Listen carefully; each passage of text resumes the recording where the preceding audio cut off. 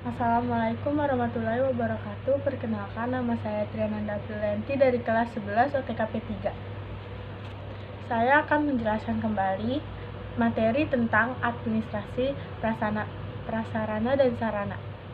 Pengertian administrasi sarana dan prasarana. 1. Pengertian administrasi. Menurut Giorgio Terry, tahun 1966, administrasi adalah perencanaan, pengendalian, dan perorganisasian pekerjaan perkantoran serta penggerakan mereka yang melaksanakannya agar mencapai tujuan yang telah ditetapkan. Pengertian administrasi dapat dilihat dalam dua pengertian, yaitu arti sempit dan arti luas.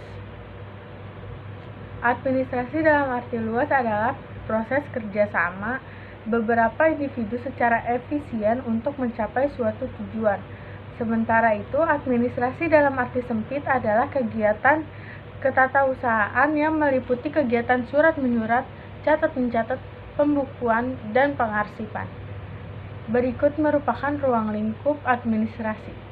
A. Menerima, yaitu kegiatan menerima dokumen yang masuk ke kantor atau perusahaan. Dokumen yang diterima dapat berupa surat, bukti penawaran, dan lain sebagainya. B. Menghimpun, C. Mencatat, D. Mengolah, E. Menggandakan, F. Mengirim, dan terakhir G. Menyimpan.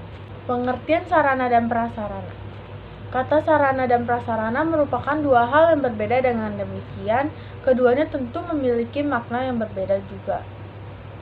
Secara etimologis, sarana adalah segala sesuatu yang dapat digunakan sebagai alat dalam mencapai maksud dan tujuan.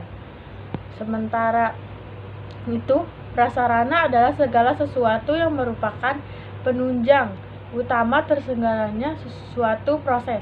Selain pengertian tersebut, terdapat beberapa pengertian sarana menurut para ahli, diantaranya sebagai berikut.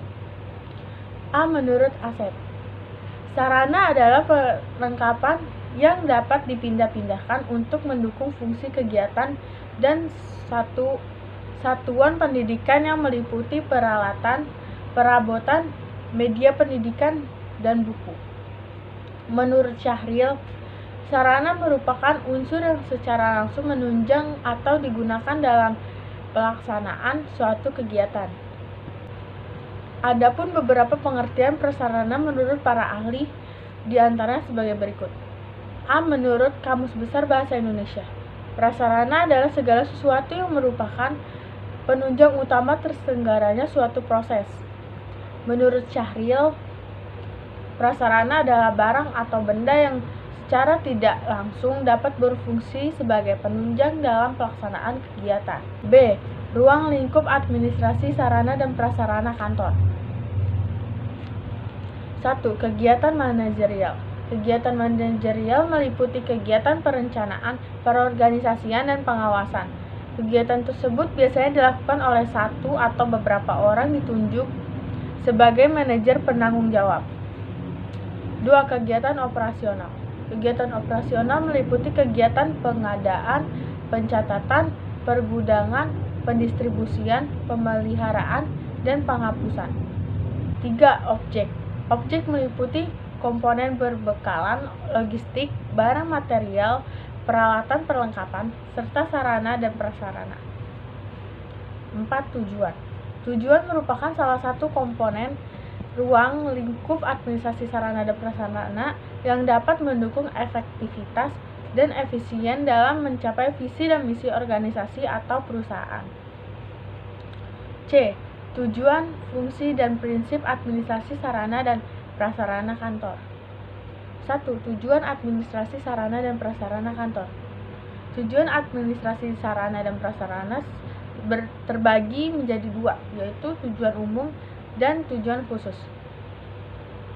A. Secara umum, tujuan administrasi sarana dan prasarana adalah memberikan pelayanan secara profesional di bidang sarana dan prasarana dalam rangka terselenggaranya proses administrasi kantor secara efektif dan efisien. B. Secara khusus, administrasi sarana dan prasarana memiliki beberapa tujuan diantara sebagai berikut. 1. Mampu menyiapkan data dan informasi dalam rangka menentukan dan menyusun rencana kebutuhan barang. 2. Mampu memberikan data dan informasi untuk dijadikan bahan atau pedoman dalam pengadaan barang. 3. Mampu memberikan data dan informasi dalam rangka memudahkan pengawasan dan pengendalian barang. 3. Prinsip-prinsip administrasi sarana dan prasarana kantor. Terdapat 5 prinsip administrasi sarana dan prasarana, yaitu prinsip pencapaian tujuan, prinsip efisiensi, prinsip administratif, prinsip kejelasan tanggung jawab, dan prinsip kekohesivan. Berikut sebagai penjelasannya. 1. Prinsip pencapaian tujuan. Dalam prinsip pencapaian tujuan, administrasi sarana dan prasarana dapat berhasil dilaksanakan apabila semua fasilitas yang disediakan siap digunakan. 2. Prinsip efisiensi.